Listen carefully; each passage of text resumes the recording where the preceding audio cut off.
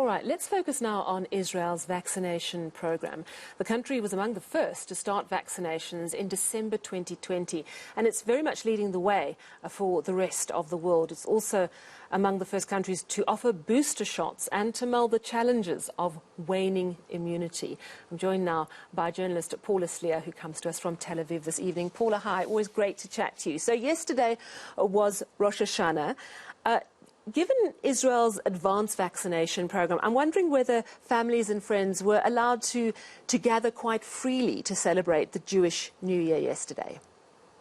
Yes, Sally, it was a very different scenario to what it was last year. This time last year, families were in lockdown. There were appeals that were sent out by the government and various bodies asking families not to gather.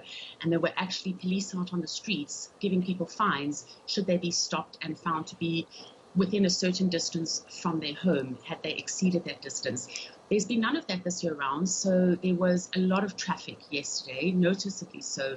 Families traveling from one city to another, families getting together, and really it was almost back to business as usual, if you like. And one didn't have the sense last night, and certainly not today, the first day of the new year, that there was any kind of lockdown or any major concerns regarding the coronavirus. Of course, first past the post in terms of vaccination also means first to consider waning immunity, which is a big concern. So talk to me about Israel. I think it's the first country, in fact, to offer a third dose. Are people lining up to get it? Have they sort of accepted this is going to become our norm? Well, most of the country has been vaccinated twice. So if we look at the latest figures, they suggest that 5.5 out of 9.3 million people have received 2 vaccinations. And the focus very much at the moment is on that third dose. And here we're receiving figures that something like 8 million out of 9.3 million have already had their third dose. That is being seen as a booster. And there is a lot of talk now underway as regards a fourth booster. So that is in the pipeline. The time frame being given is the end of this year, the beginning of next year. And the government is saying that this is to deal with the idea that there are going to be more variants that are going to be identified in the future. The concern, of course, is that the Delta variant is spreading and that has in the past and could continue into the future lead to the number of people dying from coronavirus. The Israeli figures are still quite worrying. We had just a few days ago one of the highest figures recorded in a long time. That was 10,000 people who were identified within one day as being COVID positive. And although Israel was the first country to roll out a whole vaccination program and go into severe lockdown, the feeling on the ground amongst many is that maybe it got out of lockdown too soon. But certainly the government is trying everything it can to prevent further lockdowns, which we see, for example, with the tourist industry, because for the first time, the country will be allowing tourists in later this month. And that's to try and prevent the economic slowdown that happens inevitably with all these lockdowns. So quite a few people who are vaccine hesitant or anti-vaxxer are pointing to Israel and saying, aha, look at the problem. They've got all these new infections.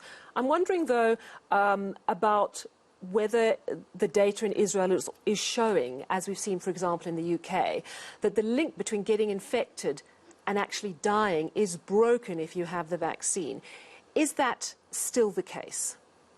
It certainly is the case, and most of the Israeli experts really do agree that the vaccinations are the way forward. You'll be hard-pressed to find anti-vaxxers, particularly amongst the authorities here. What we are hearing from the experts when it comes to the rollout of the vaccination in Israel is that we are to expect new waves with new variants. For example, the latest one that's coming from South America. And what we are hearing is that the expectation is that every few months, and this could be anything from 6 months to 1 year, we will be living in a new norm, if you like, when in that time period there will need to be booster shots.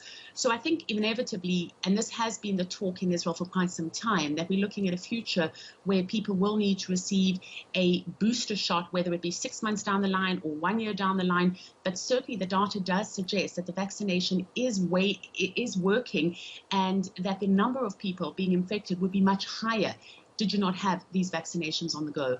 Now, Paula, talk to me about travel into Israel. Here in South Africa, we remain on the United Kingdom's red list, even if you're fully vaccinated. But I understand it's different if you're a South African and you're vaccinated traveling to Israel. Talk to me about the rules and this green pass system. Okay, well, Israel, starting from the 19th of this month, they're going to be opening the borders to foreigners. So for a year and a half, the only people who've been able to fly in and out of Israel have been Israeli citizens. The situation is such that they've identified only 4 countries as being countries from where people will not be allowed in, and South Africa is not in that list. That includes Brazil, Bulgaria, Mexico, and Turkey. So if you're, for example, a South African wanting to come to Israel, or someone from one of those other countries except those 4, you can only come in a group. The group can be anything between 5 and 30 people. It has to be arranged through a tour operator who will get a permission in advance from the health ministry. You have to have proof of 2 vaccinations. And when you arrive at Ben Gurion International Airport, which is the main airport here in Israel, you'll have to do a serological test when you land. So that is to prove the presence of antibodies. And then you will have to do a PCR test, and the results will be sent to you within 1 day. They're trying to avoid any kind of isolation. They're trying to avoid any kind of lockdown. And essentially what they want to do is restart and kickstart the tourism industry, which is basically deteriorated and hasn't existed for the better part of a year and a half.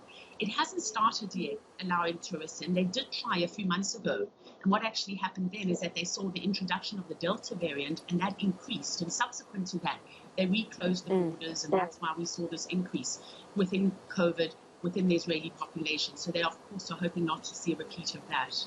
Yeah, and of course, we understand, and this is certainly welcome news for South Africans who want to travel, but we know as well that Israel is saying despite the vaccinations, one needs to still observe those social distance rules, and if they don't, could be heading for lockdowns again. So important points coming out of Israel, and thank you so much for giving us that update. That is journalist Paula Slier coming to us from Tel Aviv. Let's stay with international news. Good news if you want to travel to Canada for non-essential purposes.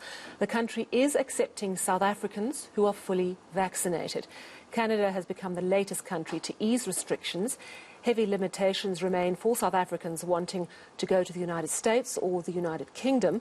There's a catch to visiting Canada, though. Children between the ages of 12 and 17 also need to be vaccinated. But with vaccines not yet approved for teens and children here in South Africa, family travel to Canada might be rather tricky.